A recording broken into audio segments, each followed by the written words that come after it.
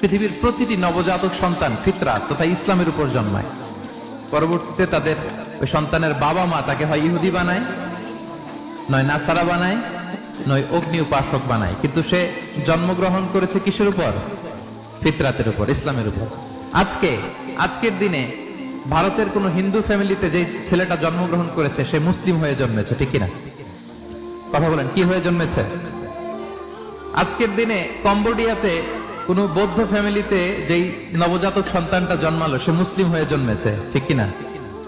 আজকের দিনে যুক্তরাষ্ট্রে কোন খ্রিস্টান ফ্যামিলিতে যে নবজাতক সন্তানটা জন্মালো সে কি হয়ে জন্মালো? মুসলিম হয়ে জন্মায়। পরে বাবা মা তাকে খ্রিস্টান বানায়, বাবা মা তাকে বৌদ্ধ বানায়, বাবা মা তাকে নাস্তিক বানায়, বাবা মা তাকে হিন্দু বানায়, কিন্তু জন্মেছে কিসের উপর? ফিতরাতের উপর, অর্থাৎ ইসলামের উপর। তাহলে সম্মানিত সুধী, বিষ্ণু ইসলামের এই হাদিস থেকে, সহিহ বুখারীর বর্ণনা থেকে আমরা বুঝলাম পৃথিবীর প্রতিটা মানুষ ইসলামের উপর জন্মগ্রহণ করে, মুসলিম হয়ে জন্মায়।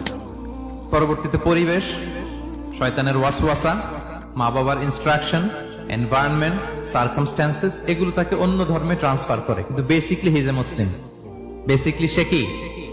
একজন মুসলিম। তাহলে ফিতরাতের প্রথম অর্থ আমরা পেয়ে গেলাম। ফিতরাতের প্রথম অর্থ হচ্ছে ইসলাম। আওয়াজ করে বলতে হবে, ফিতরাতের প্রথম অর্থ কি? ইসলাম। সব সন্তান, নবজাতক সন্তান ইসলামের উপর জন্মায়। তো ফিতরাত অর্থ যে ইসলাম, এটা এমন ইসলাম যেটা মানুষের স্বভাবজাত ধর্ম, স্বভাবজাত বৈশিষ্ট্য।